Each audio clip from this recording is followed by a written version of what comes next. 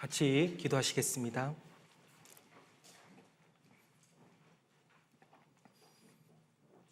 거룩하시고 자비로우신 살아계신 우리 하나님 아버지, 참으로 감사를 드립니다. 영원한 영벌 가운데 심판받아 마땅한 저희들을 불쌍히 여겨주셔서 독생자 예수 그리스도를 이 땅에 보내주셨습니다. 우리가 받아야 될 심판과 저주를 십자가에서 대신 받으셨고, 죽으시고 부활하심으로 우리를 구원하여 주신 그 놀라우신 은혜, 참으로 감사를 드립니다. 여호와께서 주신 이 모든 은혜를 우리가 무엇으로 보답해야 될지 복음에 빚진 마음 가지고 살아가는 우리들 될 수 있도록 도와주시옵소서. 하나님의 말씀과 교제를 사모해서 이 자리에 나왔습니다. 빈손으로 돌아가지 않도록 주님께서 채워주시고 말씀을 깨닫게 해주시고 들은 말씀을 적용하고 실천해서 하나님께 영광 돌리며 하나님을 경험할 수 있는 저희들 되게 인도해 주시옵소서. 사랑하는 우리 가족들, 또 친척들, 이웃들에게 이 복음을 담대하게 증거할 수 있도록 또 역사해 주시옵소서. 우리는 너무나 연약하고 부족합니다. 하나님을 등지고 세상을 향해서 더 즐거워할 때가 많이 있는 줄 압니다. 우리의 나약하고 어리석은 것들 하나님 말씀으로 씻겨주시고 교제로 힘을 주셔서 온전히 그리스도인답게 변화될 수 있도록 온전한 사람으로 성장시켜 주시기를 주님 앞에 간절히 구합니다. 내일부터 진행되는 또 오전 전도 집회 많은 영혼들 또 참석할 수 있도록 도와주시고 그 귀한 천국 잔치에 함께 할 수 있도록 우리 형제 자매님들 마음을 모아 주시옵소서. 시작하는 시간입니다. 마치는 시간까지 주 성령께서 주관해 주시옵소서. 예수님 이름으로 기도드렸습니다. 아멘. 마태복음 16장을 찾겠습니다.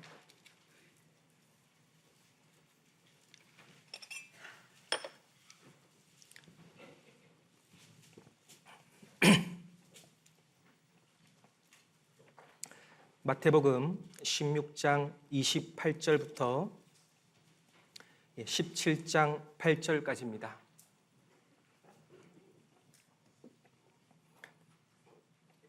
마태복음 16장 28절부터 제가 읽겠습니다. 진실로 너희에게 이르노니 여기 섰는 사람 중에 죽기 전에 인자가 그 왕권을 가지고 오는 것을 볼 자들도 있느니라. 엿새 후에 예수께서 베드로와 야고보와 그 형제 요한을 데리시고 따로 높은 산에 올라가셨더니 저희 앞에서 변형되사 그 얼굴이 해같이 빛나며 옷이 빛과 같이 희어졌더라. 때에 모세와 엘리야가 예수로 더불어 말씀하는 것이 저희에게 보이거늘 베드로가 예수께 여짜와 가로되 주여 우리가 여기 있는 것이 좋사오니 주께서 만일 원하시면 내가 여기서 초막 셋을 짓되 하나는 주를 위하여 하나는 모세를 위하여 하나는 엘리야를 위하여 하리이다. 말할 때에 호련히 빛난 구름이 저희를 덮으며 구름 속에서 소리가 나서 가로되 이는 내 사랑하는 아들이요 내 기뻐하는 자니 너희는 저희 말을 들으라 하는지라. 제자들이 듣고 엎드려 심히 두려워하니 예수께서 나와 저희에게 손을 대시며 가라사대 일어나라 두려워 말라 하신대. 8절 말씀을 같이 읽겠습니다. 제자들이 눈을 들고 보매 오직 예수 외에는 아무도 보이지 아니하더라. 안녕하세요. 저는 부천교회에서 교제하고 있는 이경준 형제입니다. 부천은 잠깐 소개를 드리자면 주일날 우리 성인들 그리고 어린아이들 다 포함해서 500명 조금 넘는 인원이 함께 교제하고 있습니다. 그래서 총 6개 교구, 19개 구역이 교제를 하고 있는데요. 이제 부천을 와보신 분들은 잘 아시겠지만 그렇게 도시 자체가 넓진 않습니다. 그래서 주위에 또 서울과 인천이 이렇게 밀접해 있기 때문에 또 이렇게 많은 분들이 또 하나님 말씀을 듣고 또 교제 가운데 정착하고 있습니다. 마지막 시대가 될수록 전도해야 될 분들은 참 많지만 말씀을 듣고 교제 가운데 정착하시는 분들은 참 그만큼 적다라는 생각이 듭니다. 우리 형제 자매님들 가운데 부천에 가족들 계신 분들 있을 겁니다. 그래서 꼭 전도하실 때 연락 주시면 같이 최선을 다해서 또 돕고 전도하도록 하겠습니다. 오늘 본문 말씀은 마태복음 17장 1절부터 8절까지 말씀을 제목으로 해서 예수 외에는 아무도 보이지 아니하더라라는 제목으로 같이 좀 생각을 해보고자 합니다. 자, 여기 28절을 다시 한번 보겠습니다. 마태복음 16장 28절 같이 한번 읽겠습니다. 진실로 너희에게 이르노니 여기 섰는 사람 중에 죽기 전에 인자가 그 왕권을 가지고 오는 것을 볼 자들도 있느니라. 자, 예수님께서 앞서서 자신이 죽으시고 부활하실 것을 제자들 앞에서 언급하셨습니다. 그런데 제자들은 예수님을 가까이 따라다녔지만 예수님이 하신 말씀을 온전하게 깨닫지는 못했습니다. 심지어 베드로는 왜 예수님이 죽으셔야 될지 그 이유를 알지 못했고 그런 일은 절대 있을 수 없습니다라고 큰 소리를 쳤습니다. 그때 예수님께서 사단아 내 뒤로 물러가라. 너는 나를 넘어지게 하는 자로다. 네가 오히려 하나님의 일은 생각하지 않고 사람의 일을 생각하는구나. 자, 예수님은 죽으시고 부활하셔야 됩니다. 그것을 3번이나 언급하셨고 제자들에게 계속 강조하고 있지만 아무도 그것을 깨닫지는 못했습니다. 자, 십자가의 심판에 대해서 언급하신 이후에 이 16장 28절을 말씀하셨습니다. 자, 진실로 너희에게 이르노니 여기 섰는 사람 중에, 자, 여기 섰는 사람들은 제자들을 말합니다. 죽기 전에 인자가 그 왕권을 가지고 오는 것을 볼 자들도 있다. 자, 예수님이 왕권을 가지고 다시 온다는 것은 재림을 말합니다. 자, 그런데 이 말씀을 읽으면서 좀 이상한 생각이 들죠. 재림주는 오셨습니까? 아직 안 오셨습니까? 오셨다고 하시면 상담이 필요합니다. 재림주는 아직 안 오셨잖아요. 그런데 예수님께서 여기 섰는 이 제자들 중에 인자가 왕권을 가지고 예수님이 재림하시는 모습을 너희들이 죽기 전에 볼 것이다 라고 말씀하고 있습니다. 이 말씀을 하시고 엿새 후에 바로 마태복음 17장에 나오는 변화산에서 예수님께서 신령한 모습으로 변화하셨습니다. 이것은 예수님께서 나중에 재림하실 모습을 미리 제자들에게 이제 보여주신 겁니다. 성경에 초림주와 재림주가 있습니다. 지금 말씀하신 예수님은 초림주십니다. 우리 육신을 입고 이 땅에 오셔서 우리를 위해서 고난받으시고 죽으시기 위해서 오셨습니다. 사람으로 오셨죠.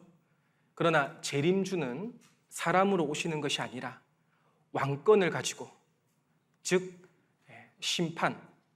심판주로서 먼저 공중 재림하시고 오실 것을 말씀하고 있습니다. 자, 예수님이 만왕의 왕으로 오셔서 영광스럽게 오실 것을 미리 이 변화산에서 보여주셨습니다. 마치 영화가 개봉하기 전에 미리 예고편부터 보여주잖아요. 마찬가지로 이 제자들에게 예수님 재림을 미리 예고편으로 보여주신 거죠. 자, 이 17장 1절을 보겠습니다. 17장 1절. 엿새 후에 예수께서 베드로와 야고보와 그 형제 요한을 데리시고 따로 높은 산에 올라가셨더니 저희 앞에서 변형되사 그 얼굴이 해같이 빛나며 옷이 빛과 같이 휘어졌더라. 자, 특별히 베드로, 야고보, 요한, 이 세 명을 데리고 따로 높은 산에 올라가셨습니다. 자, 여기 높은 산은 성경에 어떤 산인지 이름은 나와 있지 않지만 성경학자들은 헐몬산, 헤르몬산이라고 추측합니다. 이게 거룩한 산이라고 해서 변화산이라고 부르는데요. 산 이름이 변화산이 아니라 예수님께서 영광스러운 모습으로 변화했다고 해서 변화산입니다. 마태복음, 마가복음 9장 그리고 누가복음 9장에 이 변화산 사건이 동일하게 기록되어 있습니다. 마가복음 9장에는 높은 산이라고 되어 있는데 누가복음 9장에도 높은 산, 예수님께서 기도하시기 위해서요 따로 제자들을 데리고 높은 산에 가셨습니다. 그런데 제자들은 곤하여 졸다가라고 되어 있죠. 피곤했는지 곤하여 졸다가 놀래서 번쩍 눈을 떴는데 예수님께서 신령한 모습으로 변화되신 겁니다. 자, 이것은 예수 그리스도께서 바로 변화산에서 변화하신 것은 공중 재림, 예수님께서 재림하실 모습을 미리 이제 보여주신 겁니다. 자, 마가복음 9장 말씀에도 그 옷이 광채가 나며 세상에 빨래하는 자가 그렇게 희게 할 수 없을 만큼 심히 하얘졌다라고 되어 있습니다. 그러니까 얼굴도 빛이 나시고 몸도 이렇게 너무 하얗게 이렇게 빛이 나신 거겠죠. 자, 이것은 바로 제자들이 깨달아야 될 것이 분명히 있다는 거죠. 자, 예수님이 왜 미리 이 변화된 모습을 보여주셨을까요? 가장 중요한 것은 재림에 대한 것을 미리 알려주신 겁니다. 자, 구원받은 사람에게 가장 중요한 소망이 있다면 바로 예수님의 재림입니다. 재림에 대한 소망을 가지고 살아가신다면 그 부분은 신앙생활을 아주 힘있고 분명하게 할 수 있죠. 자, 그런데 재림에 대한 소망이 없으신 분들은 삶이 주저할 겁니다.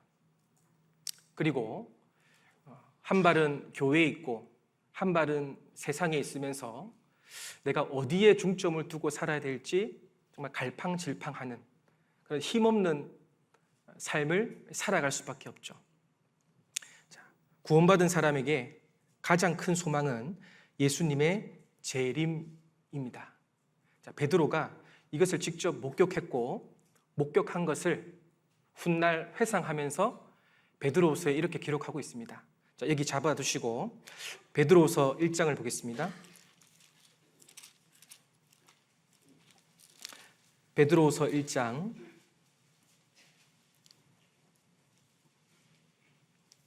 16절.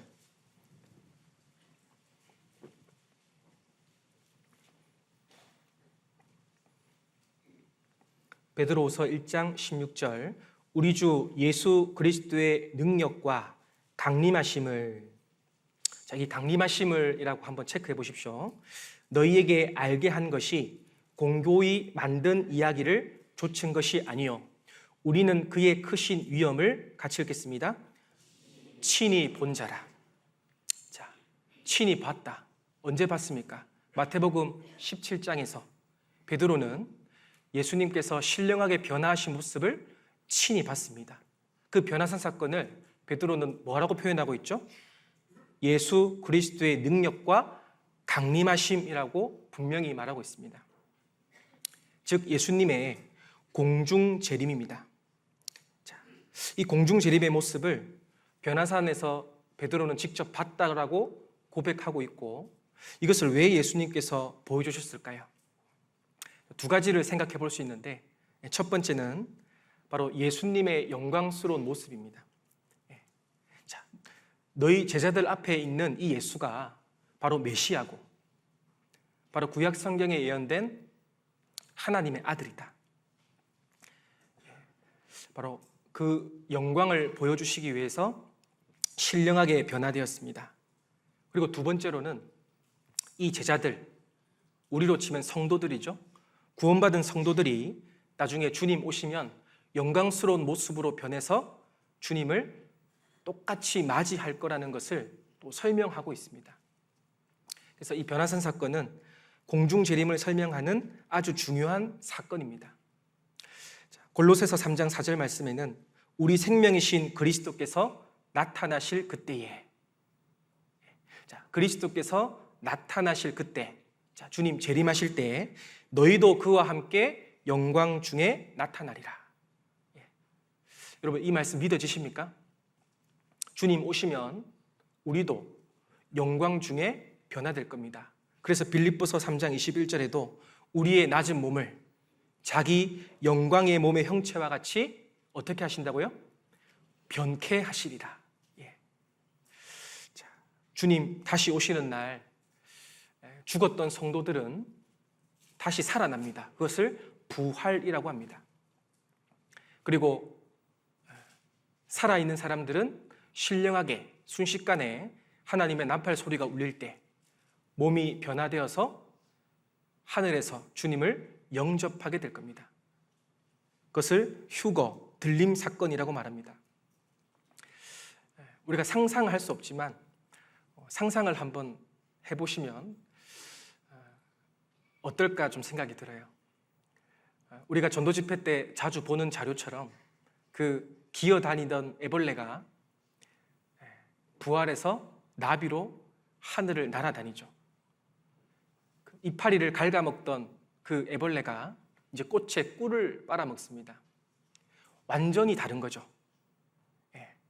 우리는 이 모습으로 주님을 만나는 것이 아니라 완벽하게 바뀝니다. 신령하게 바뀌고 예수님이 변하신 것처럼 우리도 영광 중에 바뀔 것을 우리의 소망 중에 색이라고 분명히 말씀하고 있습니다. 자, 그러면서 여기 17절 보겠습니다. 베드로후서 1장 17절. 지극히 큰 영광 중에서 이러한 소리가 그에게 나기를 이는 내 사랑하는 아들이요 내 기뻐하는 자라 하실 때에 저가 하나님 아버지께 존귀와 영광을 받으셨느니라. 이 소리는 우리가 저와 함께 어디에 있을 때입니까? 거룩한 산, 변화산, 헐몬산입니다. 하늘로서 나옴을 들은 것이라.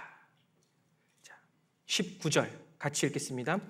또 우리에게 더 확실한 예언이 있어 어두운 데 비치는 등불과 같으니 날이 새어 샛별이 너희 마음에 떠오르기까지 너희가 이것을 주의하는 것이 가하니라. 베드로 사도께서 굉장히 중요한 말씀을 하셨는데 자기는 예전에 변화산에서 예수님이 신령하게 변화하는 모습을 눈으로 직접 봤다.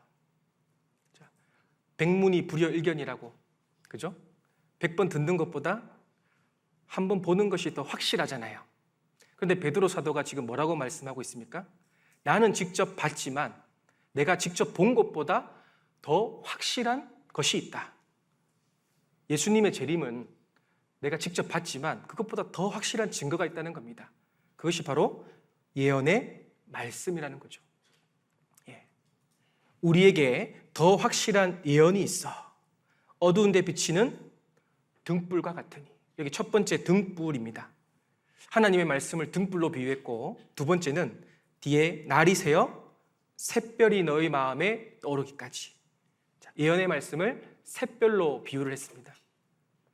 자, 먼저 첫 번째로 말씀을 등불로 비유했는데 등불이 없으면 캄캄하면 아무것도 할 수가 없잖아요.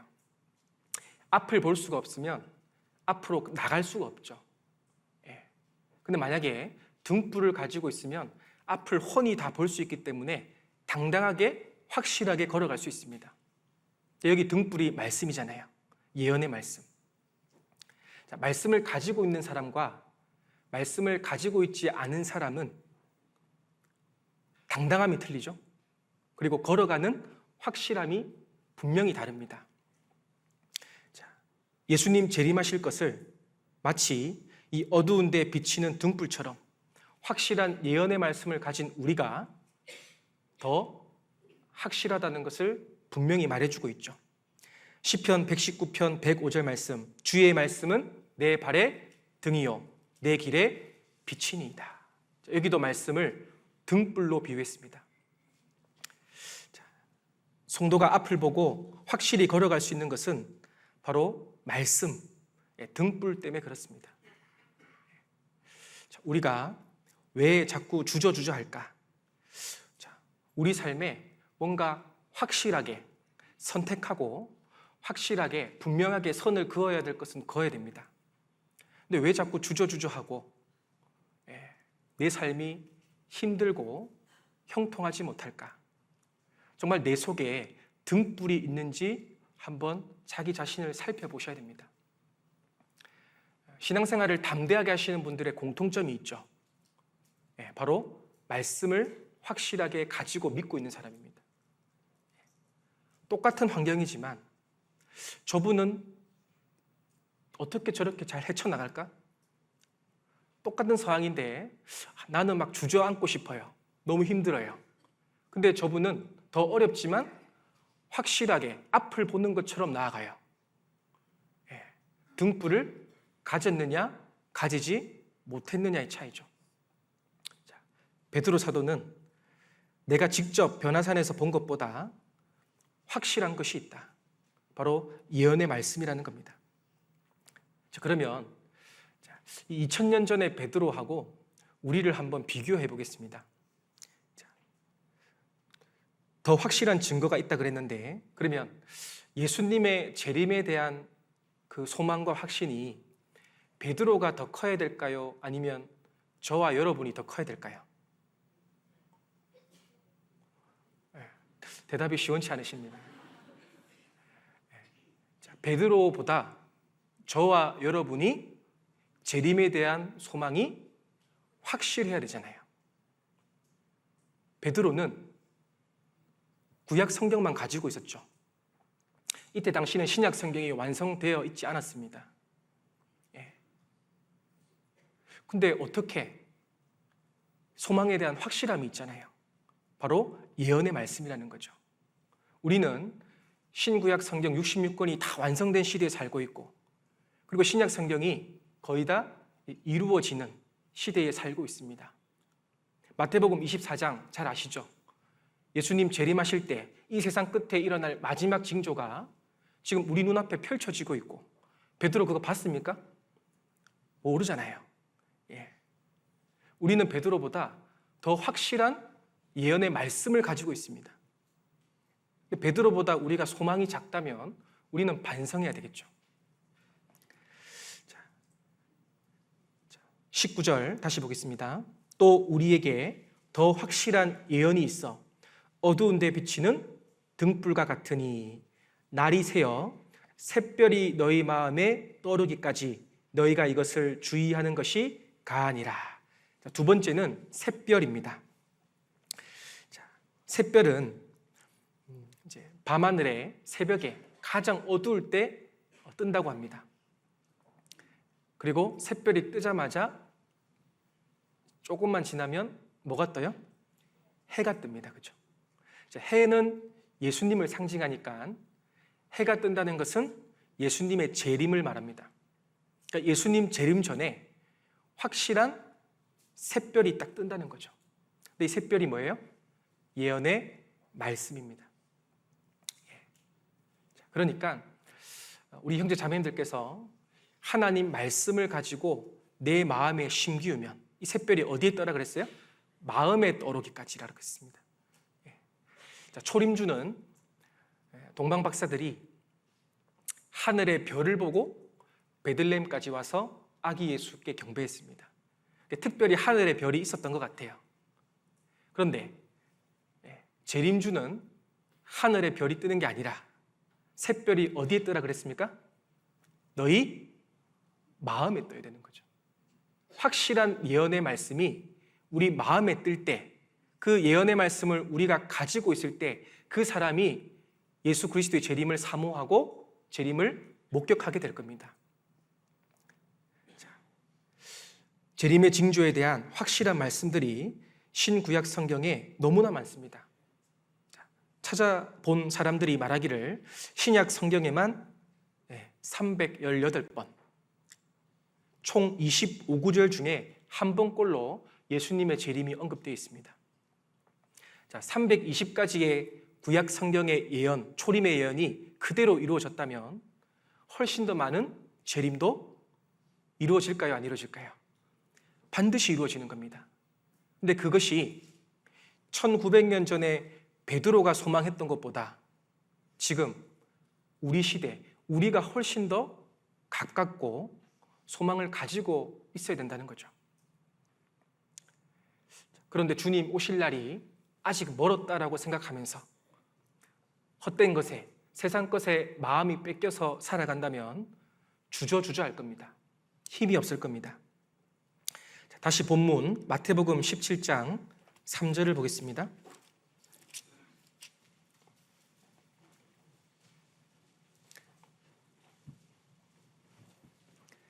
마태복음 17장 3절.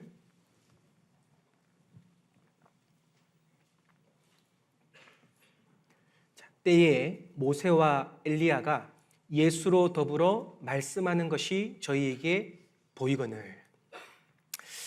이렇게 예수님께서 먼저 신령하게 변화된 이후에 갑자기 두 사람이 나타났습니다. 누굽니까?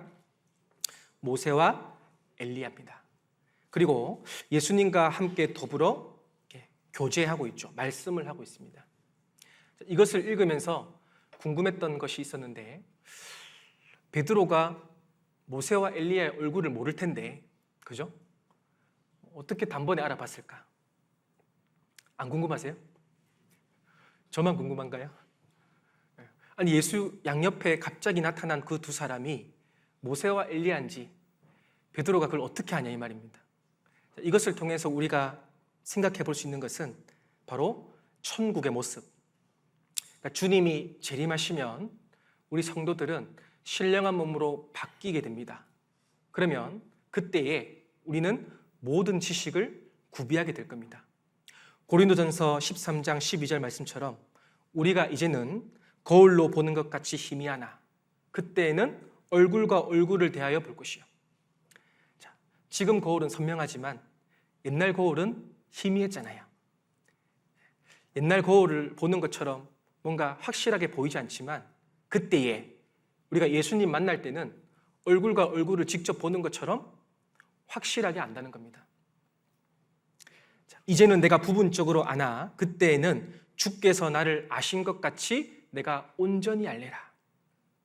자, 우리 지금은 성경의 일부분만 이해하고 있지만 주님 오시면, 주님 만나면 성경의 모든 지식을 우리가 구비하게 될 겁니다. 그리고 천국 가면 누가 다윗인지 누가 바울인지 물어볼 필요가 없을 겁니다. 바로 알아차릴 수 있을 겁니다. 그리고 누가 나를 위해서 기도해 주셨는지, 내가 구원받기 위해서 누가 수고하셨고 누가 간절히 기도하셨는지를 다 드러나게 될 겁니다. 예수님 재림하시면 이게 천국의 모습을 지금 모세와 엘리야를 알아보는 것을 통해서 간접적으로 우리에게 교훈하고 있습니다. 자, 그리고 이 변화산 위에 나타난 모세와 엘리야는 바로 우리 성도들이 누리게 될 영광의 모습이라고 할 수 있습니다. 자, 우리도 신령하게 바뀝니다. 자, 근데 하필 왜 모세와 엘리야일까요? 자, 이 구약 성경의 대표입니다. 자, 모세는 율법의 대표, 엘리야는 선지자의 대표입니다. 자, 모세는 무슨 대표라고요? 율법의 대표. 시내산에서 두 돌판 10계명을 받았습니다. 자, 엘리야는 바알 선지자 850명을 하나님의 능력으로 불을 떨어뜨려서 완전히 멸절시킨 선지자의 대표입니다. 즉 율법과 선지자, 구약 성경을 말하는 거죠. 로마서 3장 21절에 사도 바울께서 이제는 율법 외에 하나님의 한 의가 나타났다. 자, 율법, 구약 성경 외에 하나님의 한 의가 나타났습니다. 그 의가 예수 그리스도잖아요. 그 예수 그리스도는 율법과 선지자들에게 증거를 받은 것이라. 예. 여러분, 구약 성경의 주제가 예수님이잖아요. 수많은 선지자들이 그렇게 외쳤던 핵심 인물이 누굽니까? 예수 그리스도입니다. 예. 그러니까 구약 성경에 율법과 선지자들이 그렇게 외쳤던 예수 그리스도가 지금 제자들 앞에, 베드로, 야고보, 요한 앞에 있는 겁니다. 이것을 알려주고 싶었던 거죠. 자, 그런데 모세와 엘리야가요, 무슨 대화를 했을까? 여기 대화 내용은 나와 있지 않지만 누가복음 9장에는 대화 내용이 나와 있습니다. 한번 찾아보겠습니다. 누가복음 9장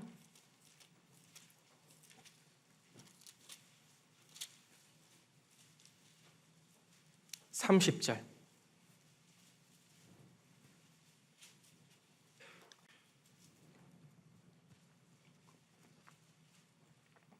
누가복음 9장 30절. 자, 문득 두 사람이 예수와 함께 말하니 이는 모세와 엘리야라. 영광 중에 나타나사, 같이 읽겠습니다. 장차 예수께서 예루살렘에서 별세하실 것을 말씀할세.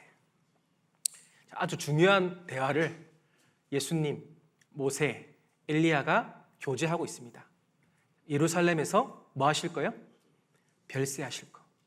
십자가에서 죽으시고 부활하실 것을 지금 언급하고 있습니다. 이것은 율법과 선지자들에 의해서 이미 증거된 거죠. 예. 다시 한 번 더 강조하고 있습니다. 자, 이제는 모세와 엘리야의 시대는 끝났습니다. 구약 시대는 끝났죠. 그 약속의 말씀을 그대로 이루고 지금 우리 눈앞에 예수님이 나타난 겁니다. 그리고 십자가에서 죽으시고 부활하실 것을 또 다시 한번 제자들에게 신령한 모습으로 보여주신 거죠. 예수님이 말로 하실 때는 믿기가 힘들잖아요. 내가 죽고 3일 만에 부활할 것이다. 3번이나 언급했지만 제자들이 깨닫지 못했습니다. 근데 이 변화산에서요, 신령한 모습을 보여주면서 모세와 엘리야가 나타났고 대화를 했습니다. 바로 죽으실 것을, 우리를 위해서 십자가에서 피를 흘리실 것을 말씀하셨습니다. 그리고 그대로 다 이루어 주셨습니다. 이거 보면 참 하나님은 세심하신 분이다라는 것을 우리가 좀 생각해 볼 수 있죠. 그런데 베드로가 이 광경을 보고 깨달았을까요? 못 깨달았을까요? 깨닫지 못했습니다. 그리고 이 율법과 선지자의 대표이기도 하지만 이 모세와 엘리야는 바로 주님 공중 재림하시면 성도, 두 가지 유형의 성도를 또 여기 표현하고 있죠. 자, 모세는 애굽에서 건짐을 받았습니다. 그리고 홍해 바다를 건넜죠. 그런데 가나안을 바라보면서 광야에서 죽었습니다. 즉, 이 땅에서 죽은 이후에 부활할 사람의 대표죠. 모세. 그리고 엘리야는 죽었습니까? 안 죽었습니까? 열왕기하 2장 11절에 보면 산채로 들림받았거든요. 그러니까 하나님의 일을 하다가 이 땅에서 죽지 않고 주님 오시면 휴거될 성도의 대표. 그래서 모세와 엘리야를 지금 설명하고 있습니다. 자, 데살로니가전서 4장 찾겠습니다. 데살로니가전서 4장 16절.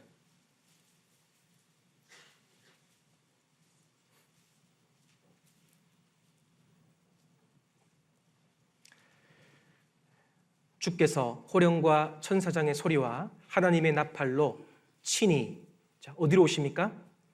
하늘로 조차 강림하시리니, 공중 재림이죠. 그리스도 안에서 죽은 자들이 먼저 일어나고. 자, 예수 믿고 죽은 사람들이 몸이 다 살아납니다. 부활. 이 대표가 바로 모세라고 할 수 있겠죠. 17절, 그 후에 우리 살아남은 자도 저희와 함께 구름 속으로 끌어올려 공중에서 주를 영접하게 하시리니. 우리가 살아있을 때 주님 오시면 갑자기 신령하게 변화되어서 공중으로 올라갈 겁니다. 그 대표가 바로 엘리야입니다. 그래서 이 모세와 엘리야는 재림하실 때 나타날 두 가지 종류의 사람을 우리에게 설명하고 있습니다.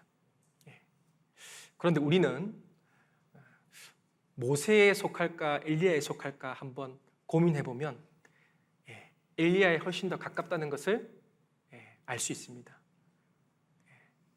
우리가 살아있을 때 주님이 재림하실 이 시대가 우리 시대고 마지막 시대고 세상 끝이라는 것을 확실한 예언의 말씀을 통해서 우리 마음속에 떠올라야 되죠. 그 확실한 말씀이 없으면 신앙생활이 분명하지 못한 겁니다. 자, 죽었다가 부활할 성도, 그리고 죽음을 보지 않고 올라갈 성도, 이 두 가지, 그래서 모세와 엘리야가 나타난 겁니다. 자, 다시 마태복음 17장 4절을 찾겠습니다.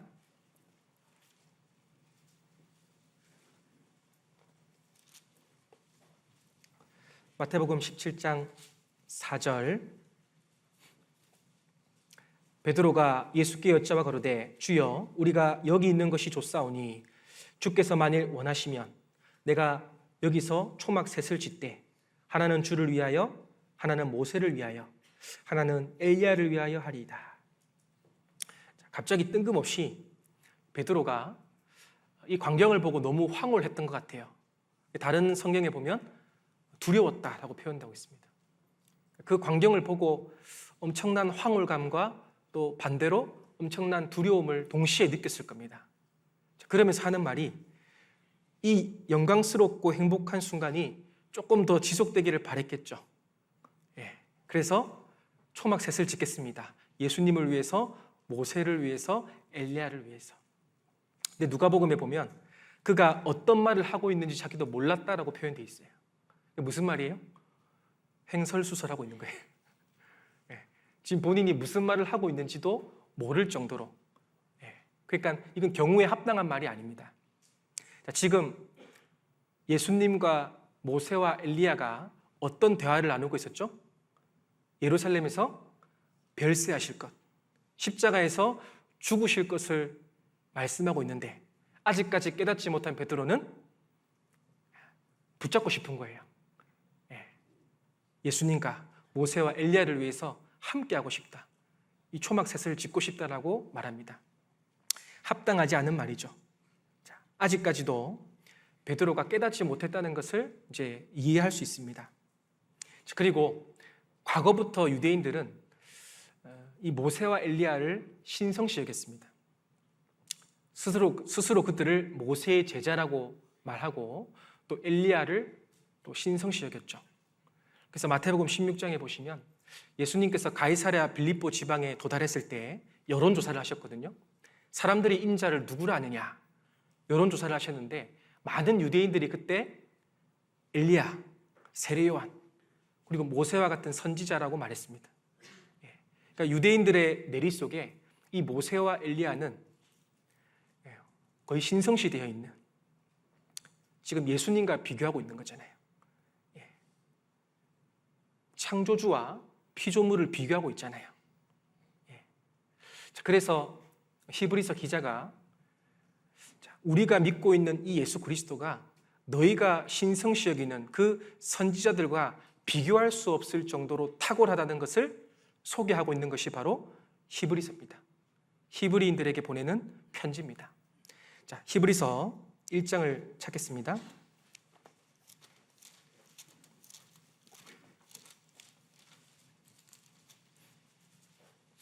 히브리서 1장 1절. 옛적에 선지자들로 여러 부분과 여러 모양으로 우리 조상들에게 말씀하신 하나님이, 자, 구약 시대를 말하죠.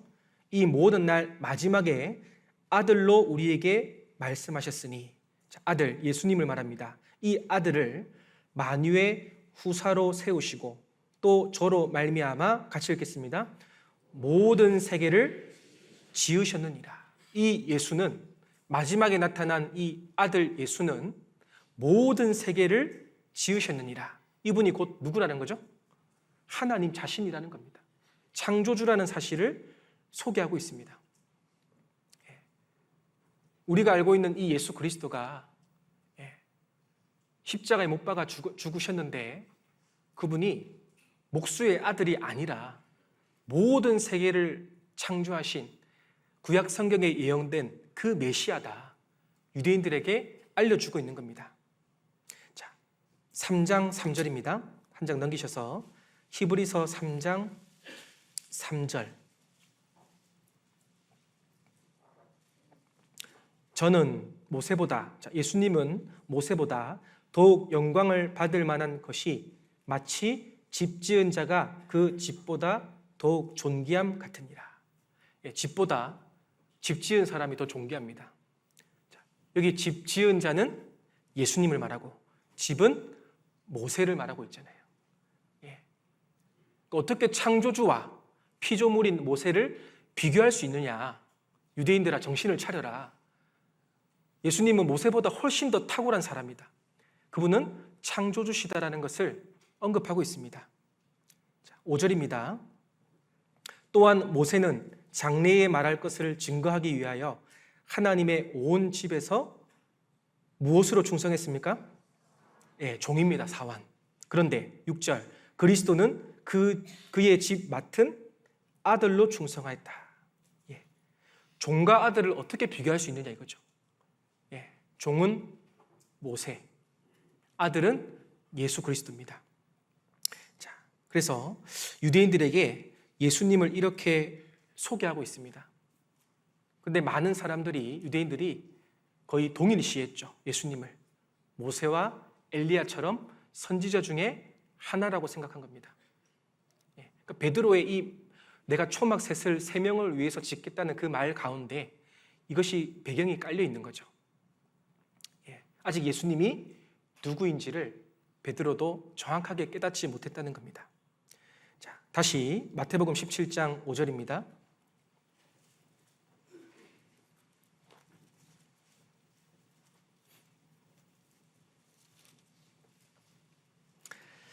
마태복음 17장 5절. 자, 말할 때에 호련히 빛난 구름이 저희를 덮으며 구름 속에서 소리가 나서 가로되 이는 내 사랑하는 아들이요 내 기뻐하는 자니 너희는 저희 말을 들으라 하는지라.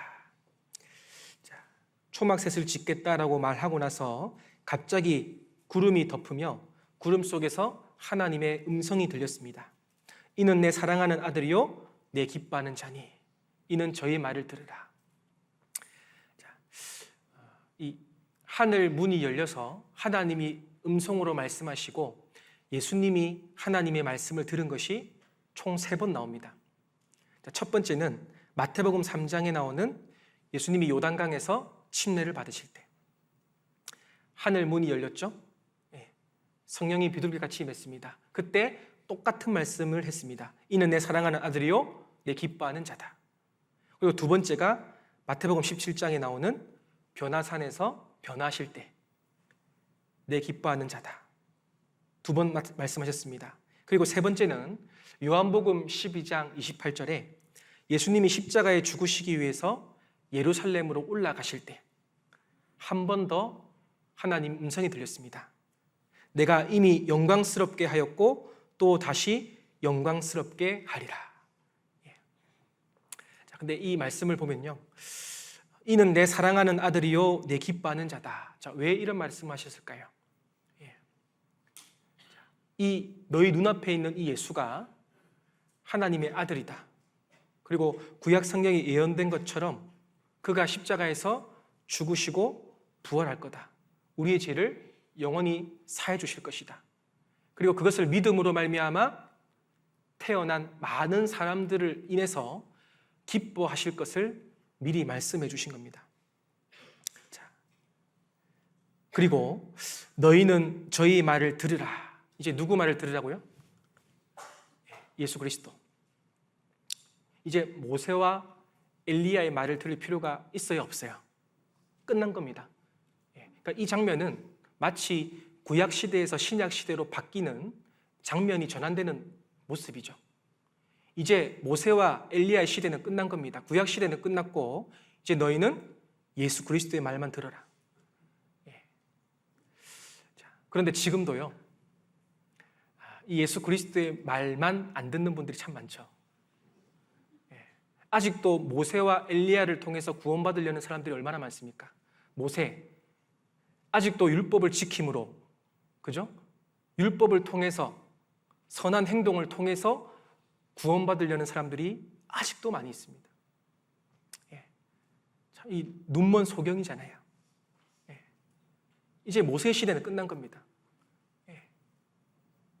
엘리야, 선지자의 대표죠. 아직도 많은 사람들이 자기의 의와 자기의 행위와 자기의 노력으로 하나님 나라에 가려는, 근데 그 시대는 끝났다. 이제 누구의 말만 들으라고요? 예수 그리스도. 자, 그리고 그 말을 하시면서 제자들이 엎드려서 심히 떨고 있었습니다. 얼마나 무서웠을까요? 그때 예수님께서 손을 대시면서 일어나라, 두려워 말라 하셨습니다. 자, 여기 17장 6절 보겠습니다. 마태복음 17장 6절. 제자들이 듣고 엎드려 심히 두려워하니 예수께서 나와 저희에게 손을 대시며 가라사대 일어나라 두려워 말라 하신대. 8절을 같이 읽겠습니다. 제자들이 눈을 들고 보매 오직 예수 외에는 아무도 보이지 아니하더라. 자, 눈을 들어서 보니까요, 누구만 있어요? 예수님과 모세와 엘리야가 사라져 버렸습니다. 오직 예수 외에는 아무도 보이지 않더라. 자, 모세는 정죄의 대표고 심판의 대표입니다. 율법을 갖다 대면서 너 죄인이야, 너 심판받아야 돼, 너 지옥 갈 수밖에 없어. 이것이 모세와 율법이 하는 역할이잖아요. 엘리야도 회개하지 않으면 하나님의 심판이 있을 거야. 정죄하고 경고하는 대표가 엘리야입니다. 즉 모세와 엘리야를 통해서는 절대 구원을 받을 수가 없죠. 그러나 모세와 엘리야가 사라졌습니다. 이제 누구만 보였습니까? 예수 그리스도. 바로 예수님을 통해서만 구원받고 거듭날 수 있다는 것을 우리에게 교훈하고 있죠. 우리에게 구원받을 수 있는 다른 이름을 주신 적이 없습니다. 오직 예수만입니다.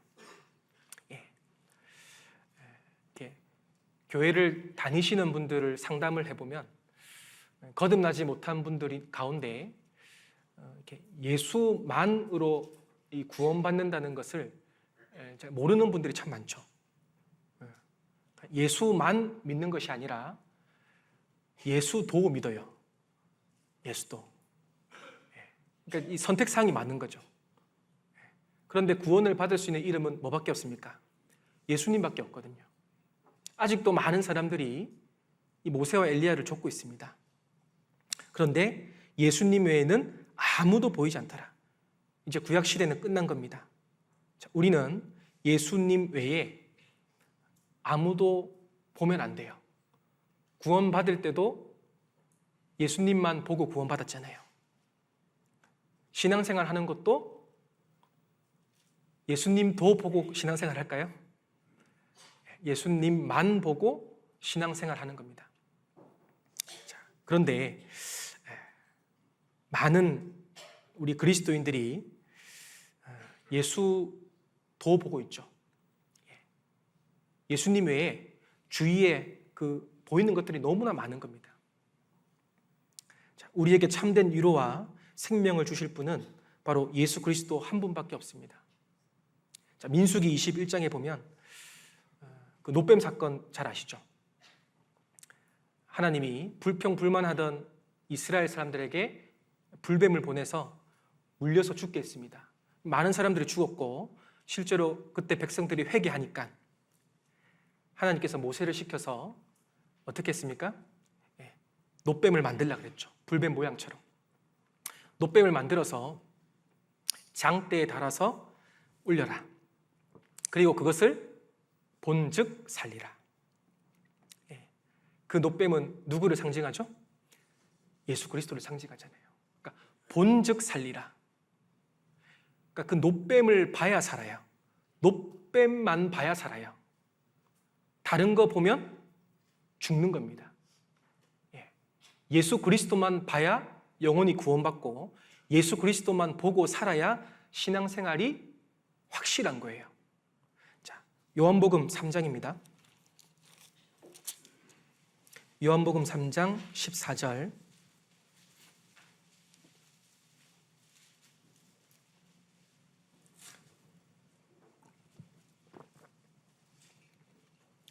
요한복음 3장 14절.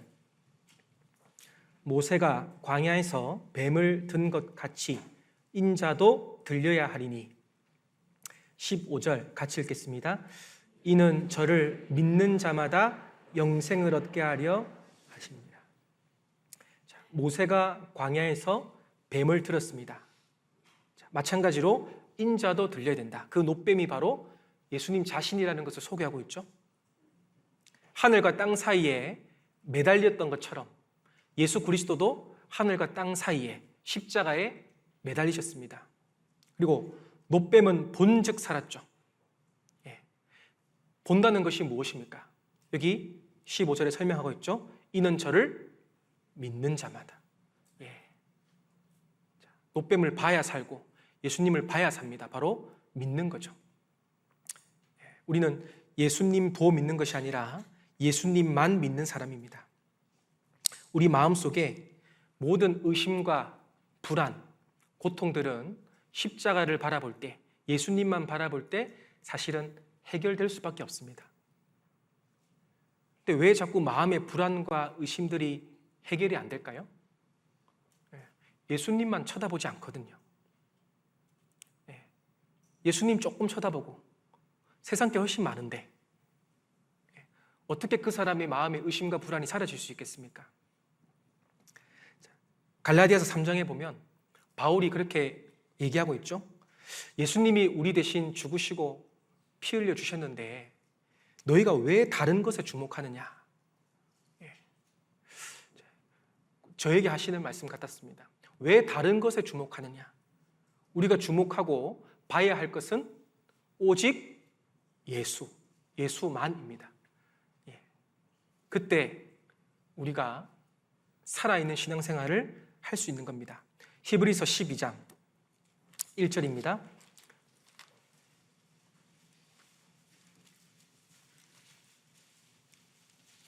히브리서 12장 1절.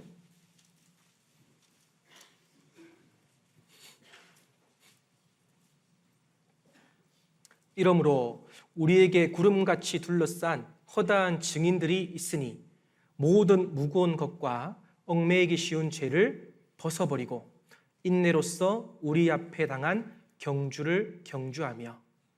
2절 같이 읽겠습니다. 믿음의 주요 또 온전케 하시는 이인 예수를 바라보자. 저는 그 앞에 있는 즐거움을 위하여 십자가를 참으사 부끄러움을 개의치 아니하시더니 하나님 보좌 우편에 앉으셨느니라. 1절에 보시면 구름같이 둘러싼 허다한 증인들이 있다. 마치 신앙생활을 마라톤 하는 경주자의 비유를 했습니다. 운동선수가 경기를 할 때 그 스타디움에 수많은 관중들이 그 선수를 집중하고 있죠. 우리가 신앙생활 할 때 수많은 증인들이 우리를 보고 있습니다. 증인들이 있죠. 바로 신구약 시대 성도들을 말합니다. 그런데 우리가 달리기를 할 때 모든 무거운 것과 얽매이기 쉬운 뭘 벗어버리라 그랬습니까? 죄를 벗어버려라. 우리에게 가장 무거운 것은 죄짐이었죠. 그 죄짐은 이미 십자가에서 끝났습니다.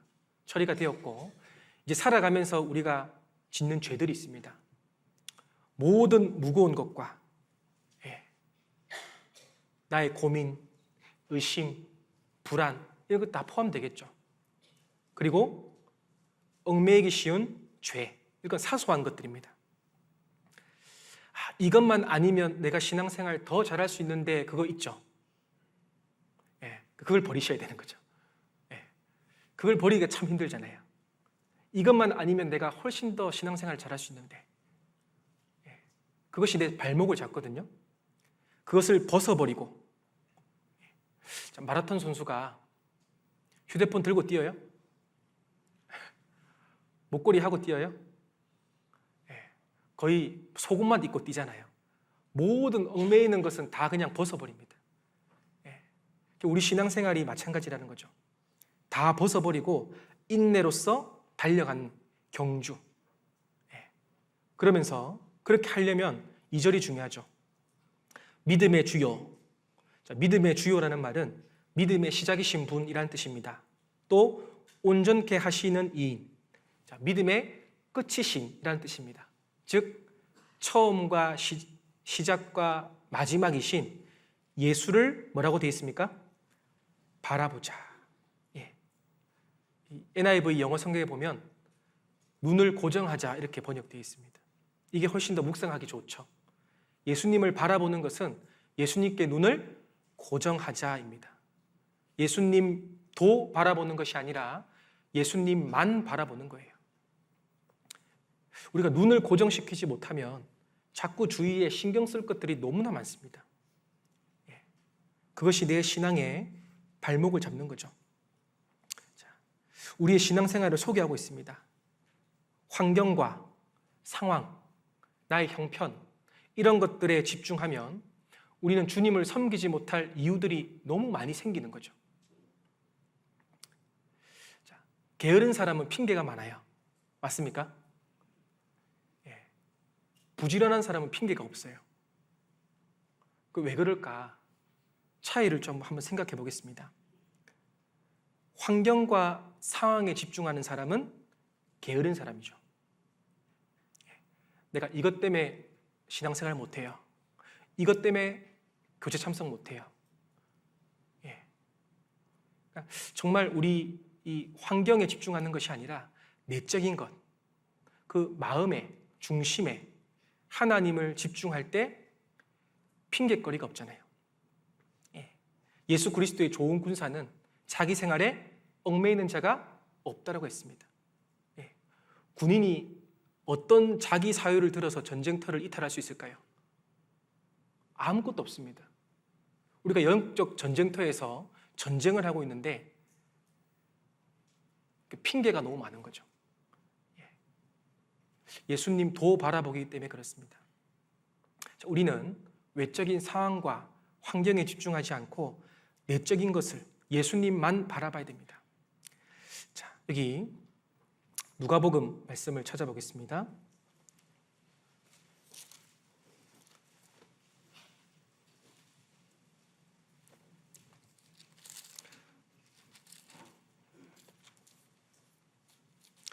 누가복음 10장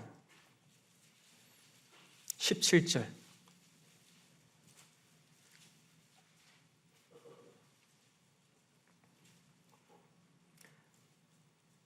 누가복음 10장 17절.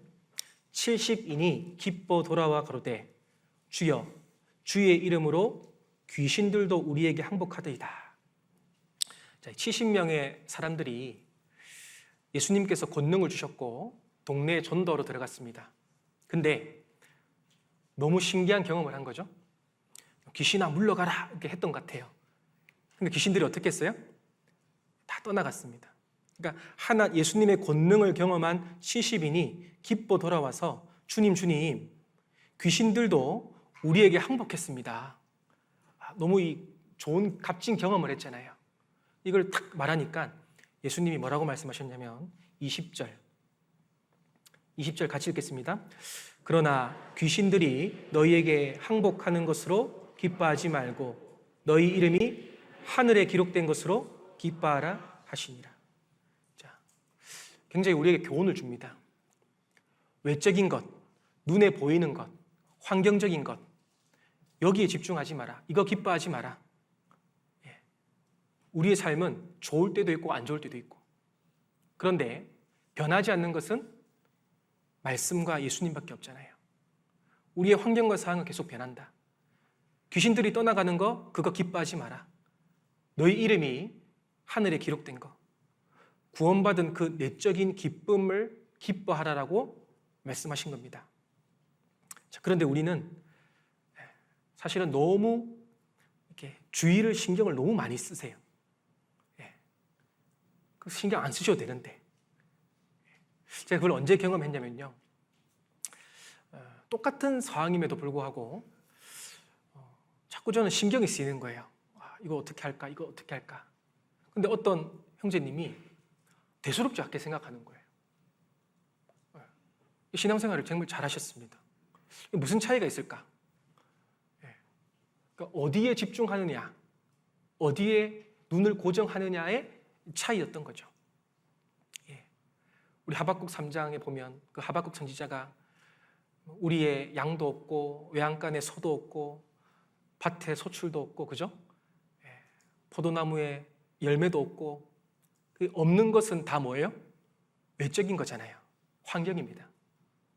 그런데 그 다음 구절에 구원의 하나님을 인하여 기뻐하고 즐거워한다고 되어 있습니다.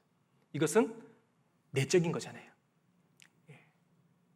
그러니까 우리는 어디에 초점을 두고 살아야 되냐면요, 환경에 집중을 하는 것이 아니라 하나님 말씀, 예수 그리스도, 예수님이 말씀이잖아요. 말씀이 육신이 되어 오신 분이 누구예요? 예수님입니다. 그 말씀 가까이 하는 게 예수님 가까이 하는 거예요. 태초에 말씀이 계시니라. 이 말씀이 하나님과 함께 있었으니 말씀이 곧 하나님이다. 말씀 가까이 하는 것이 하나님 가까이 하는 거예요. 그러니까 눈을 예수님께 고정한다는 말은 쉽게 바꿔서 말하면 말씀에 눈을 고정하는 겁니다. 그 사람은 절대 흔들리지 않습니다. 근데 말씀에 눈을 고정하지 않는 분들은 바람에 흩날리는 겨와 같은 거예요. 조금만 힘들어도 넘어지는 거예요. 근데 말씀에 집중하는 사람은 금방 넘어져도 다시 일어설 수 있는 힘이 있습니다. 회복되는 거죠. 자, 여기 누가복음 8장 보겠습니다. 누가복음 8장 22절.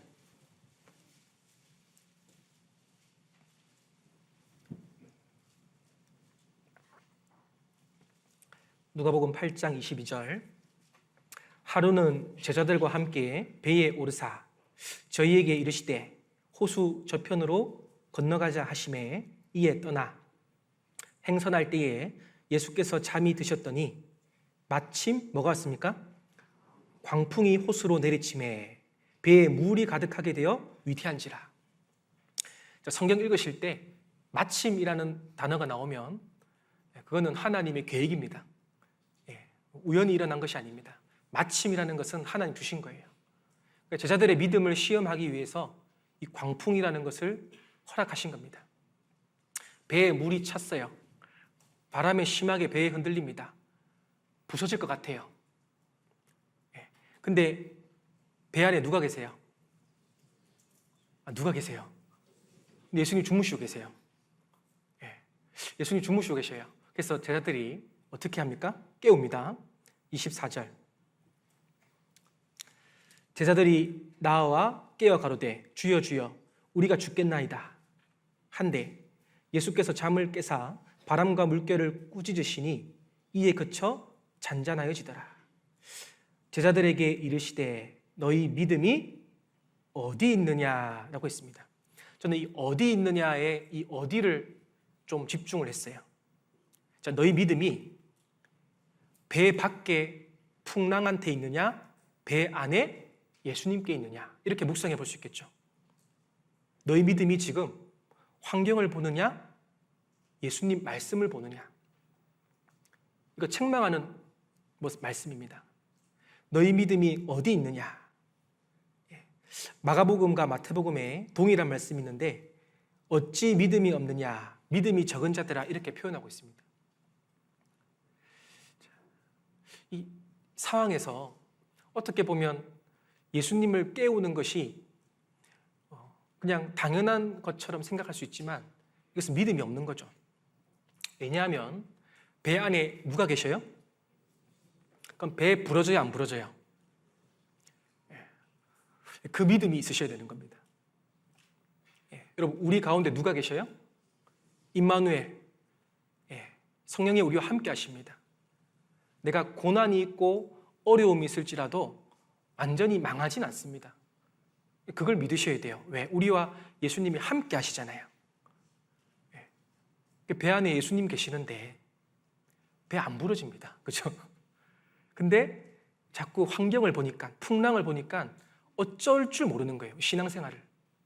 어쩔 줄 모르는 거예요. 자, 똑같은 상황인데 사도 바울은 좀 달랐습니다.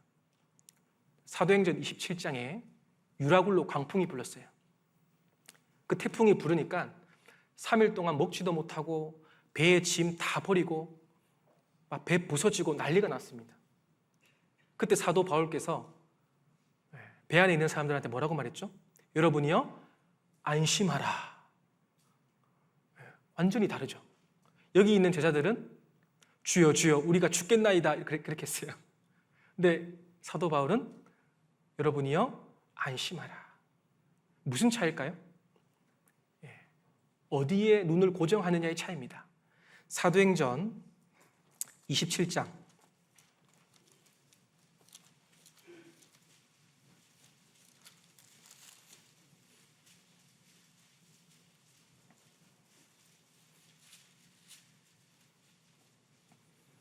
14절.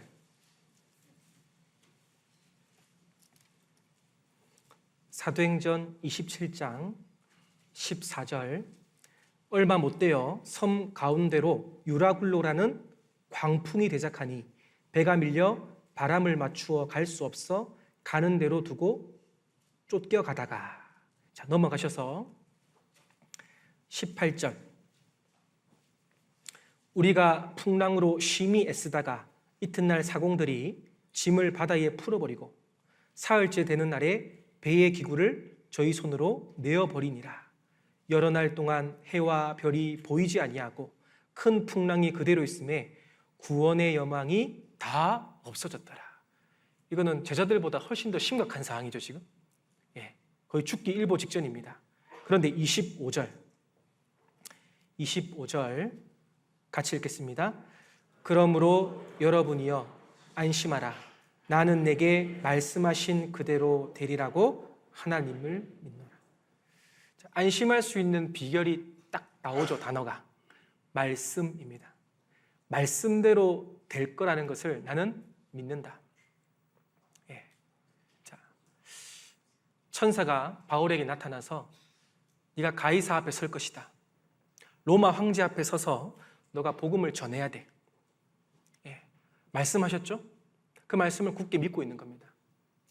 그러니까 로마로 가는 지금 배 안에서 태풍을 만났는데 하나님 말씀에 집중하니까 여러분이요, 안심하라 라는 말이 나오는 거죠. 너무 신기하잖아요. 배는 부서지을지언정 난 죽지 않아. 왜? 난 가이사 앞에 설 거예요. 그죠? 지금 굶어서 배가 고플지언정 나는 로마에 갈 거야. 하나님 말씀하셨기 때문에. 우리의 삶은, 성도의 삶은 형통할 겁니다. 왜? 하나님 약속하셨잖아요.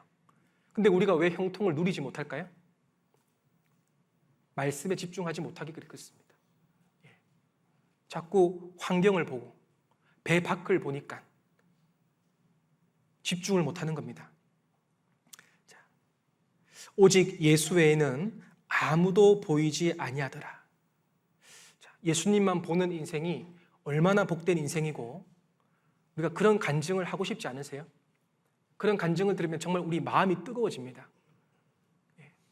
어렵고 힘든 가운데 있는 형제 자매들께서 예수님만 보고 그 환경을 극복하고 이겨낸 사람들의 간증, 그 간증이 힘이 있고 교회를 세우는 겁니다. 제자들이 변화산에서 주님의 영광스러운 모습을 보았습니다. 자, 첫 번째, 장차 영광 중에 재림하실 주님. 자, 우리가 그 확실한 믿음을 가지라는 겁니다. 무엇으로? 등불과 샛별로. 등불과 샛별이 뭐였습니까? 확실한 예언의 말씀입니다. 그 말씀을 우리 마음에 새겨서요, 힘있게 살아가는 겁니다. 자, 여기 성경 말씀 하박국서 찾아보겠습니다.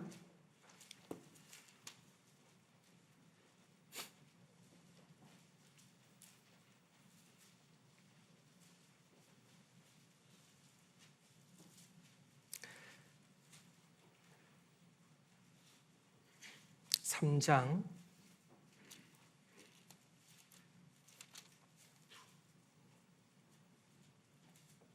18절.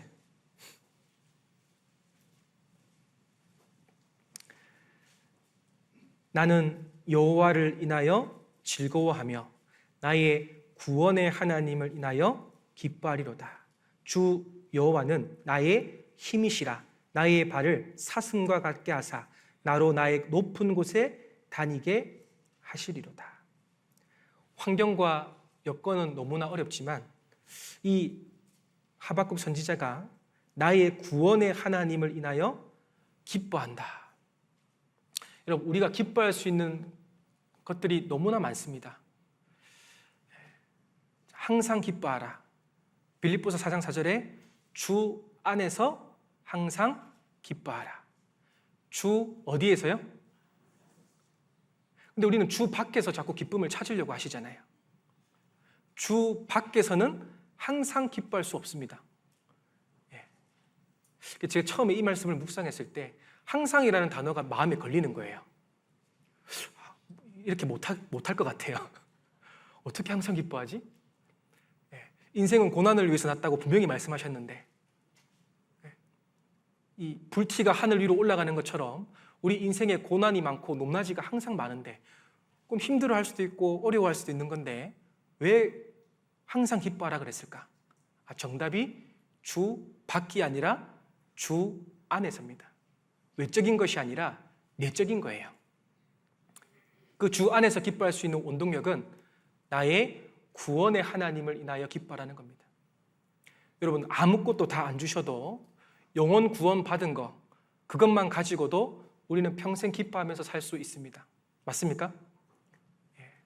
얼마나 감사해요. 구원의 하나님을 인하여 기뻐한다. 자, 베드로전서 1장 보겠습니다.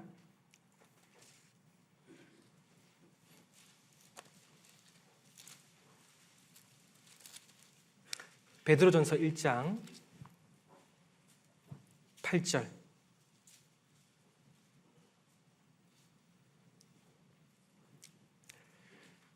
예수를 너희가 보지 못하였으나 사랑하는도다. 이제도 보지 못하나 믿고 말할 수 없는 영광스러운 즐거움으로 기뻐하니. 9절 같이 읽겠습니다. 믿음의 결국 곧 영혼의 구원을 받음이라. 자, 이 말씀도 동일하죠? 우리가 어떻게 예수님을 통해서 말할 수 없는 영광스러운 기쁨으로 기뻐할 수 있을까요? 믿음의 결국 영혼 구원을 받음이라. 자, 이 영혼 구원을 우리는 매일매일 묵상하셔야 됩니다. 그런데 우리가 교제를 하다 보면요, 우리가 항상 듣던 그 복음 말씀, 이 복음, 나를 구원하신 그 복음 말씀을 우리가 매일매일 한 구절씩만 읽고 마음에 새긴다면 우리의 삶은 지금과는 완전히 달라질 수 있을 겁니다. 맞습니까? 영혼 구원의 말씀을 읽고 반복하는 것이 정말 중요합니다. 그것이 예수님께 눈을 고정하는 것과 동일한 거예요. 근데 많은 사람들이 안타까운 것은 이 구원의 기쁨을 전도 집회 때만 찾으려고 하시는 분들이 계신 것 같아요. 그럼 안 되죠, 그죠? 집회 때마다 오셔서 구원의 기쁨을 확인하고 나머지는 자기 마음대로 살아요. 참 안 되잖아요, 그죠? 그 사람이 정말 구원을 받았을까? 의심도 됩니다. 그 기쁨을 누리지 못하는 거죠. 주 안에서 항상 기뻐하라는 것은 기쁨의 원천을 하나님이 주신 겁니다. 그리고 그것을 꺼내 쓰라는 거죠.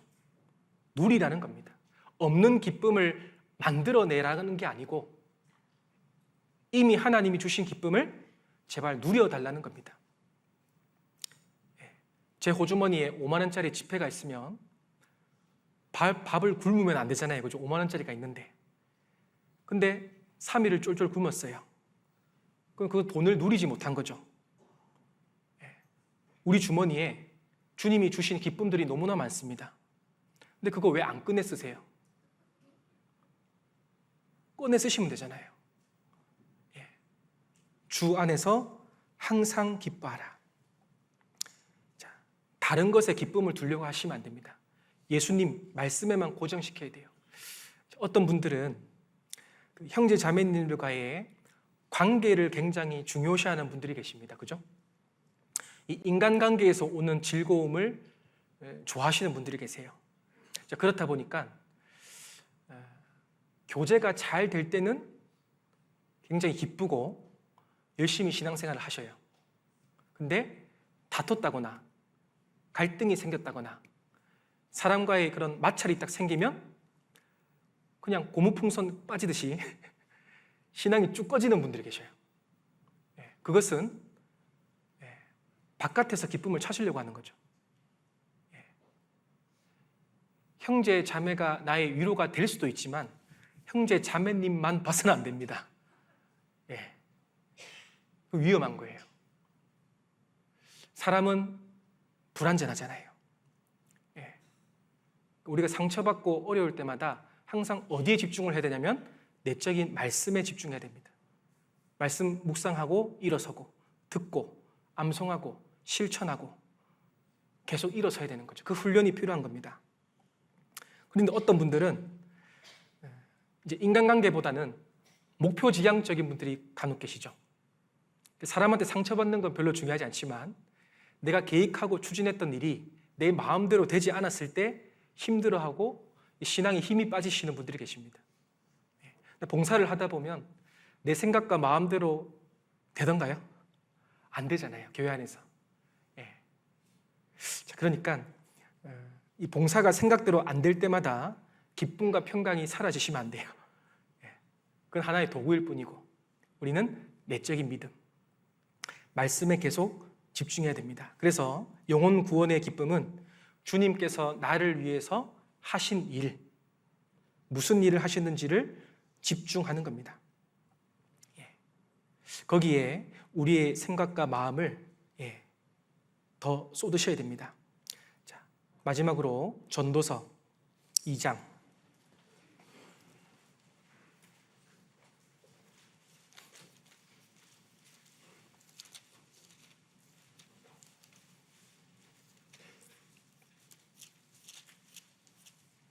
전도서 2장 24절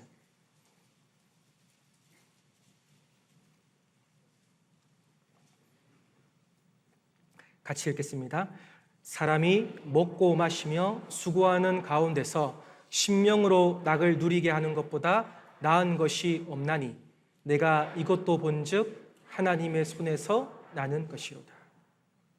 자, 전도서의 주제는 헛되다이잖아요. 모든 것이 다 헛된데 헛되지 않은 것 딱 한 가지가 있다. 사람이 먹고 마시며 수고하는 가운데서 심령으로 낙을 누리게 하는 것보다 더 좋은 게 있어요, 없어요? 없다라고 분명히 기록되어 있습니다. 심령으로 낙을 누리는 것, 내적인 기쁨입니다. 우리의 마음의 행복이죠. 우리 마음의 행복은 하나님 말씀으로부터 찾으셔야 됩니다. 자꾸 바깥에서부터 찾으려고 하시면 안 돼요. 이것보다 나은 것이 없나니 내가 이것도 본즉 하나님의 손에서 나는 것이로다. 자, 우리의 눈과 시선을 심령으로 이 마음의 중심에 기뻐하는 것으로 가득 채웠으면 좋겠습니다. 그런 사람이 한 명 한 명 많아질수록 교회가 세워지고 튼튼해집니다. 교회가 성장하는 데 있어서 많은 여러 가지 요인이 있지만 뭔가 이제 질서가 있고 그리고 뭔가 이렇게 아이디어가 막 샘솟고 그죠? 뭐 프로그램이 잘 돼 있고 물론 그런 것들도 중요하지만 그것이 교회를 탄탄하게 하지는 못합니다. 교회를 탄탄하게 하는 것은 형제 자매님들 개인의 성장이죠. 환경을 보지 않고 내적인 것으로 훈련하는 반복적인 연습입니다. 그런 사람들이 많아질수록 교회가 든든히 세워지고 그런 사람들을 통해서 하나님이 더 많은 열매들로 채워주시는 겁니다. 자, 정리를 하겠습니다. 자, 변화산에서 예수님께서 신령하게 변화하신 모습, 바로 공중재림, 그 재림의 말씀을 우리 마음 가운데 새기고 힘있는 신앙생활을 꼭 하셨으면 좋겠습니다. 여러 가지 정말 어렵고 힘들고 고난 가운데 있으실 줄 압니다. 그런 것들을 우리가 조금만 더 예수님께 눈을 돌려본다면 훨씬 더 기쁨으로 하나님 채워주실 겁니다. 같이 기도하시겠습니다. 주님의 은혜 고맙고 감사합니다. 심판받아 마땅한 저희들을 예수 그리스도의 죽으심과 부활하심으로 영원히 죄에서 해방시켜 주시고 하나님 자녀 삼아 주셨습니다.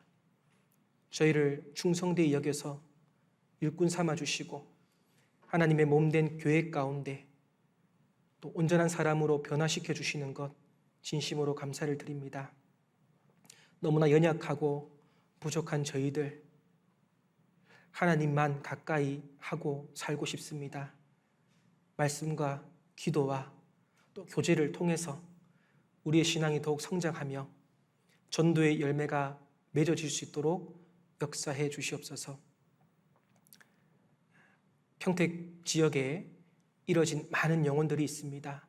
우리 사랑하는 가족들, 친척들, 이웃들에게 이 복음 담대하게 힘있게 증가할 수 있도록 역사해 주시옵소서.